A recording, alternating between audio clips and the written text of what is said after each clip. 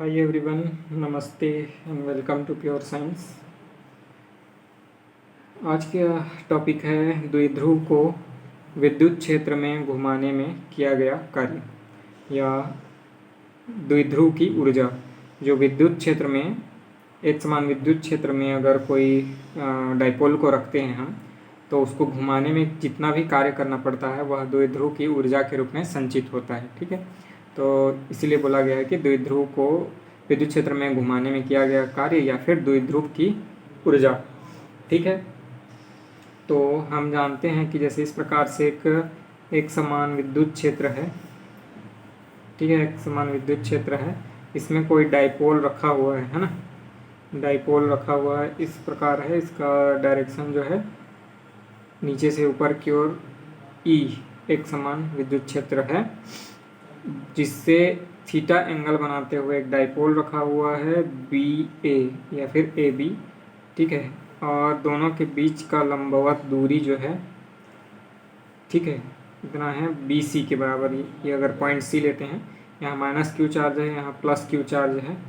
ठीक है, यहाँ का एंगल थीटा है, तो यहाँ का एंगल भी थीटा होगा, ज्यामिति से हम जानते ही हैं। ठीक है, और ये दोनों द्विध्रुव के बीच की दूरी जो है 2L है, यहाँ ए से बी की दूरी। ठीक है, तो इस पर नीचे की ओर एक बल लगेगा, ठीक है, QE, और ऊपर की ओर ए पॉइंट पर ऊपर की ओर बल लगेगा QE, है ना। दोनों साइड से बल लगेंगे। जो पॉइंट ए है वहाँ पर जो बल लगेगा वो विद्युत क्षेत्र की दिशा में होगा, तथा जो पॉइंट बी है वहाँ पर जो बल लगेगा विद्युत क्षेत्र के अपोजिट डायरेक्शन में होगा। ठीक है, तो यह हो गया विद्युत क्षेत्र में डाइपोल जो रखा हुआ है उस पर लगने वाला बल। ठीक है, अब ये जो दो बल लग रहे हैं, यहाँ पर जो बल लग रहा है वो इसको नीचे की ओर खींचने का प्रयास करेगा, और ए पर जो बल रहा है उसको ऊपर की ओर धक्का दे करके, है ना, इस पॉइंट ऐसे इसके समांतर लाने के प्रयास करेंगे। ये जो क्यू जो चार्ज है माइनस क्यू प्लस क्यू, इसको यहाँ पर क्यू और यहाँ पर क्यू, मतलब ये जो फील्ड है उसके पैरेलल लाने का प्रयास करेगा। जो भी विद्युत क्षेत्र है, इलेक्ट्रिक फील्ड है, वो इस डाइपोल पर फोर्स लगा करके इसको विद्युत क्षेत्र के पैरेलल रखने के प्रयास करेगा, है ना, मतलब बल लगाएगा उस पर। ठीक है, तो बल का जो आघूर्ण होगा टाउ से डिनोट करेंगे। टाउ बराबर होगा पी ई साइन थीटा।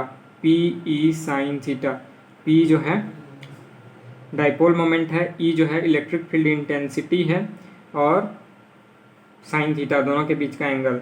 ठीक है, अब ये हो गया जो इसमें जो डाइपोल रखा हुआ है उस पर जो काम करने वाला टॉर्क है ना, वो हो गया tau is equal to p e sine theta. ठीक है, वेक्टर फॉर्म में इसको ऐसे भी लिख सकते हैं, P क्रॉस E, है ना। अब ये जो डाइपोल है उसको घुमा करके विद्युत क्षेत्र के समांतर रखने का प्रयास किया जाएगा बल द्वारा, है ना।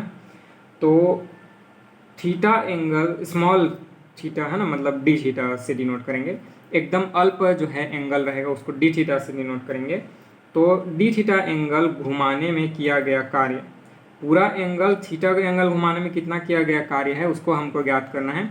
तो अभी सबसे शुरू देखेंगे कि यहाँ पर जो थीटा है इतना ना घुमा करके एकदम छोटा सा एंगल डी थीटा, है ना, घुमाने में कितना कार्य करना पड़ता है।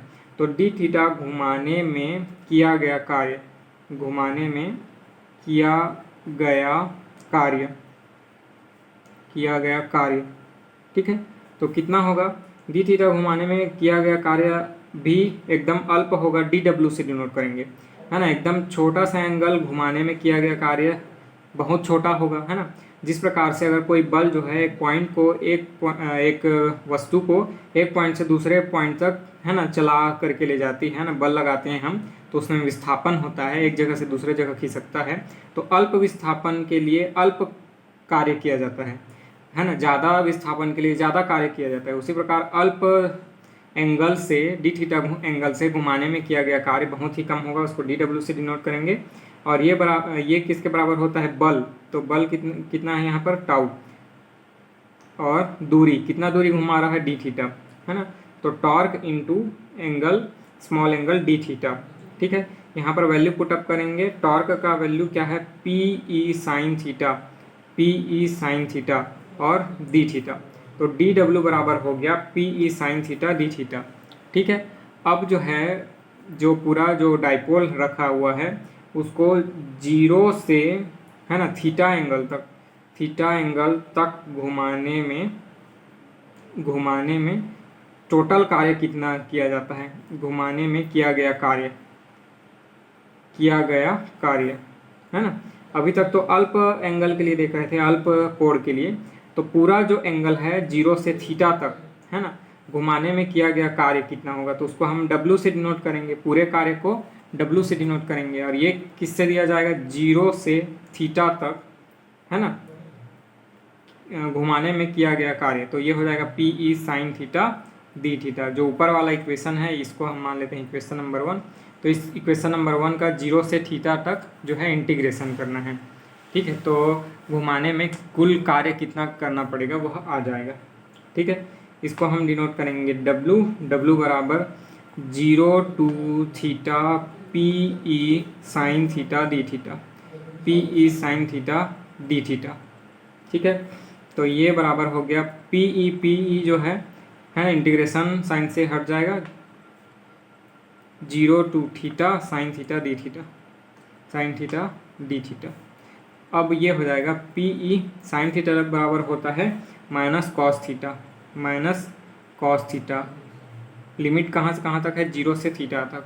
तो यहाँ पर वैल्यू पुट अप करेंगे तो minus P E cos theta, ठीक है। और अरे मेरे को पी ई को बाहर रखना था, चलिए minus P E cos theta plus P E, ठीक है, और कॉस जीरो। ठीक है, तो ये हो जाएगा कॉस जीरो बराबर 1 होता है, तो ये हो जाएगा पी ई, है ना, पी ई को बाहर रखेंगे, कॉस जीरो बराबर 1 होता है और माइनस में इधर कॉस थीटा। तो ये हो जाएगा टोटल किया गया कार्य, वर्क डन, है ना, to moving a dipole in an electric field. तो ये हो जाएगा पी ई इंटू 1, ये हो जाएगा W बराबर हो जाएगा P E into 1 minus cos theta. ठीक है, तो कुल किया गया कार्य यही है। अब इसमें अगर हम कंडीशन रखें कि थीटा बराबर अगर 0 डिग्री हो, 0 डिग्री, तो कॉस जीरो बराबर 1 हो जाएगा, तो W बराबर हो जाएगा 0, है ना, मतलब कोई कार्य नहीं करना पड़ेगा। ठीक है, मतलब कि अगर पैरेलल रखना है, यहाँ पर हम देख सकते हैं पैरेलल रखना है, अगर पैरेलल रखें, विद्युत क्षेत्र के पैरेलल ऐसा समांतर रखें, तो जो डाइपोल है उस पर कोई कार्य नहीं करना पड़ेगा। और अगर इसी को हम 90 डिग्री रखें, थीटा बराबर 90 डिग्री, तो W बराबर हो जाएगा आपका पी ई 1 और cos 90 बराबर 0 होता है, मतलब पी ई, है ना, W बराबर पी ई, ये मैक्सिमम कार्य होगा। अगर हम जो डाइपोल है उसको इसके लंबवत रख दें, विद्युत क्षेत्र के लंबवत ऐसे रख दें, है ना, विद्युत क्षेत्र के लंबवत रख दें, तो उस समय उसको घुमाने में मैक्सिमम कार्य करना पड़ेगा, डाइपोल को घुमाने में मैक्सिमम कार्य करना पड़ेगा, जो कि W बराबर पी ई के बराबर होगा। ठीक है, तो ये हो गया विद्युत क्षेत्र में डाइपोल को, द्विध्रुव को घुमाने में किया गया कार्य। ठीक है, सॉरी। अब न्यूमेरिकल देख लेते हैं, है ना, अभी तक हमने जो पढ़ा उससे रिलेटेड न्यूमेरिकल देख लेते हैं। इलेक्ट्रोस्टैटिक मतलब कूलॉम्स लॉ से संबंधित, है ना, न्यूमेरिकल बना लेते हैं। तो पहला क्वेश्चन है, एक मिनट क्वेश्चन देख लें। तो हीलियम के नाभिक के कारण उसमें एक एंगस्ट्रॉम की दूरी पर विद्युत क्षेत्र की तीव्रता की गणना कीजिए। हीलियम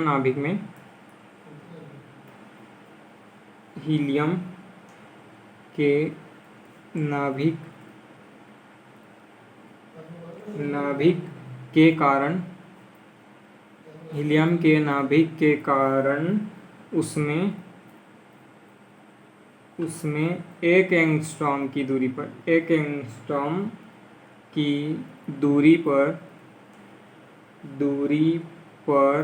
विद्युत क्षेत्र की तीव्रता,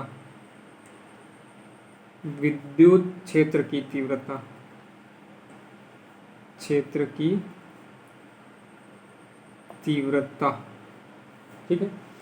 तो विद्युत क्षेत्र की तीव्रता की गणना करना है हीलियम के नाभिक के कारण एक एंगस्ट्रॉम की दूरी पर, ठीक है। तो विद्युत क्षेत्र की तीव्रता का फॉर्मूला सबसे पहले लिख लेते हैं। विद्युत क्षेत्र की तीव्रता का फॉर्मूला होता है 1/4 पाई एप्सिलॉन 0, निर्वात में है अगर तो एप्सिलॉन 0, है ना, ठीक है। अभी यहाँ पर बताया नहीं गया है कि वो निर्वात में है कि कोई डाइलेक्ट्रिक मटेरियल रखा है, तो इसलिए हम निर्वात लेकर के चलेंगे। Q/r², इसी को हम इसका वैल्यू पुट अप कर सकते हैं 1/4 पाई एप्सिलॉन 0 का, तो ये होता है 9 × 10⁹, ठीक है, इंटू Q/r², ठीक है, कूलॉम, न्यूटन पर कूलॉम, ये हो गया। अब हम जानते हैं कि हीलियम के नाभिक में दो न्यूट्रॉन प्लस 2 प्रोटॉन होते हैं, 2 प्रोटॉन, ठीक है। तो इसके कारण जो है हीलियम के नाभिक में चार्ज जो होता है, चार्ज Q बराबर हो जाएगा आपका, ठीक है, 2 × 1.6 × 10⁻⁹ कूलॉम। चार्ज जो है, एक इलेक्ट्रॉन में जितना चार्ज होता है उतना ही चार्ज प्रोटॉन में भी होता है, और 2 प्रोटॉन है तो 2 × 1.6 × 10⁻⁹ कूलॉम हो जाएगा, ठीक है। और जो R डिस्टेंस है वो बोला गया है, R डिस्टेंस कितना दिया गया है, कितना बोला गया है, 1 एंगस्ट्रॉम बराबर होता है 10⁻⁻10 मीटर, 10⁻⁻10 मीटर, ठीक है। तो चलिए देखते हैं, फॉर्मूला में रखेंगे E = 9 × 10⁹ इंटू चार्ज जो था 2 × 1.6 × 10⁻⁻19 अपॉन में क्या था, 10⁻⁻10 का स्क्वायर, ठीक है। इसको सॉल्व करेंगे 9 × 10⁹ इंटू, है ना, 16 दूनी 32 मतलब 3.2 हो जाएगा, और 10⁻⁻19 है, ठीक है, -19 और यहाँ +9 है तो ये हो जाएगा -10 मान लेते हैं इसको, ठीक है, -10 इसी को बना दो -10, ठीक है, अपॉन में 10 - 20, ठीक है, ये स्क्वायर कर देंगे तो 10⁻⁻20 हो जाएगा। इसको सॉल्व करेंगे, हमारे पास आएगा 28.8 × 10⁻10 प्लस में, ठीक है, 28.8 × 10⁻10, या फिर इसी को थोड़ा और ईजियर वे में लिखें तो 2.88 × 10⁻11 न्यूटन पर कूलॉम, ठीक है। ये हो गया इलेक्ट्रिक फील्ड। हीलियम के नाभिक के कारण एक एंगस्ट्रॉम की दूरी पर रखे किसी चार्ज पर किसी बिंदु पर विद्युत क्षेत्र की तीव्रता 2.2 × 10⁻11 न्यूटन पर कूलॉम इतना होता है, ठीक है। दूसरा क्वेश्चन देख लेते हैं। दूसरा क्वेश्चन है हमारे पास, उस विद्युत क्षेत्र की तीव्रता ज्ञात कीजिए जो पानी की एक बूंद को जिसकी त्रिज्या 10⁻⁻, त्रिज्या दिया हुआ है r बराबर 10⁻⁻5 सेंटीमीटर है ना। बूंद, पानी के बूंद की त्रिज्या जो है, ये पानी का बूंद है, अगर उसका त्रिज्या जो है r बराबर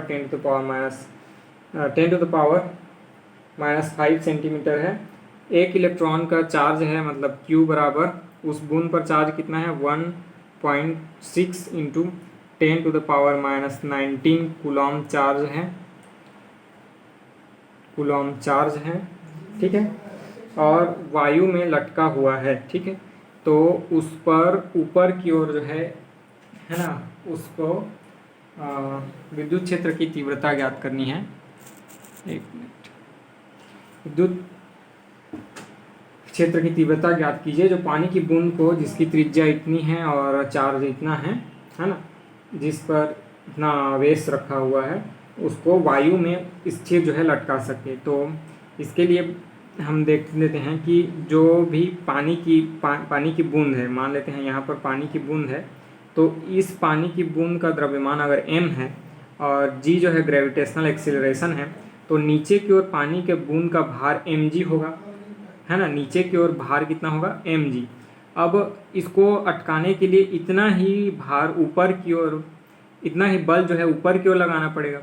नीचे की ओर भार जो है उसका बल के फॉर्म में काम कर रहा है mg, तो इतना बल ऊपर की ओर लगाएंगे तभी ये बूंद जो है एक ही जगह पर स्थिर रहेगा। तो F जो बल लगाएंगे हम ऊपर की ओर, ये mg के बराबर होना चाहिए, ठीक है। तो पानी की बूंद का जो भार है mg के बराबर है और उस पर जो बल लग रहा है ऊपर की ओर वह mg के बराबर है, तभी जो बूंद है स्थिर अवस्था में रह सकती है। तो ऊपर की ओर जो बल लगाने पर बल लगाएंगे, है ना, तो वह बल किसके द्वारा दिया जाएगा, विद्युत क्षेत्र की तीव्रता बराबर होता है बल बटे, है ना, आवेश की मात्रा, ठीक है। तो यहाँ पर हो जाएगा बल बराबर कितना हो जाएगा, आवेश की मात्रा इंटू ई जो है इलेक्ट्रिक फील्ड है, विद्युत क्षेत्र है। तो टोटल बल F बराबर होगा QE, है ना। Q जो है आवेश की मात्रा है इस बूंद पर, और E जो है विद्युत क्षेत्र की तीव्रता है, ठीक है। तो इतना जो है लगेगा, इतना बल जो है लगेगा, जिससे संतुलन की स्थिति में आएगा, ठीक है, पानी का बूंद। तो संतुलन की स्थिति में क्या होगा, E इंटू क्यू, अगर इसको हम Q से डिनोट करें, मतलब चार्ज को Q से डिनोट करें, Q इंटू E, है ना, बराबर हो जाएगा Q इंटू ई बराबर हो जाएगा mg, जो नीचे की ओर द्रव इसका जो है काम कर रहा है भार, ठीक है। अब हम जानते हैं जो टोटल चार्ज Q है वह एक इलेक्ट्रॉन के चार्ज का n मल्टीप्लिकेशन में बराबर होता है, n गुना ज़्यादा होता है। एक इलेक्ट्रॉन जो स्टैंडर्ड इलेक्ट्रॉन है उसमें जितना चार्ज होता है उसका n गुना ज़्यादा है, ठीक है। अब हम, क्योंकि हमको पता नहीं है n का वैल्यू क्या है, तो चार्ज का वैल्यू क्या लिखे हैं, Ne, ठीक है। और mg जो है उसका वस्तु पर लगने वाला बल है नीचे की ओर, ठीक है। तो बूंद की त्रिज्या दी हुई है 1.6 into 10 to the power 5 centimetre, और उसका चार्ज दिया हुआ है 1.6 into 10 to the power -19 coulomb, ठीक है। तो हम जानते हैं कि बूंद का द्रव्यमान माने मास बराबर बूंद का द्रव्यमान कितना होता है, ठीक है। m से डिनोट करें अगर मास, तो 4/3 पाई r क्यूब, है ना, उसकी त्रिज्या, और d, ठीक है, आयतन और उसका घनत्व d। अगर घनत्व को d से डिनोट करें, पानी का घनत्व d से डिनोट करें तब, और उसका आयतन कितना दिया हुआ है 4/3 पाई r क्यूब, ठीक है, इसका जो है आयतन है। तो द्रव्यमान मिल गया, ठीक है। इसको हम और सिंप्लीफाइड कर सकते हैं, 4/3 पाई माने होता है 3/14 into 10 to the power -7 whole to the power 3, 10 to the power -7 whole to the power 3 r का वैल्यू, और डेंसिटी होता है 1000 ग्राम, ठीक है, डेंसिटी होता है 1000 ग्राम। अब फॉर्मूला में वैल्यू पुट अप करेंगे, EQ is equal to mg वाले में, तो E बराबर क्या होगा, इधर ये नीचे Q को मल्टीप्लाई कर दिया है, तो E बराबर क्या होगा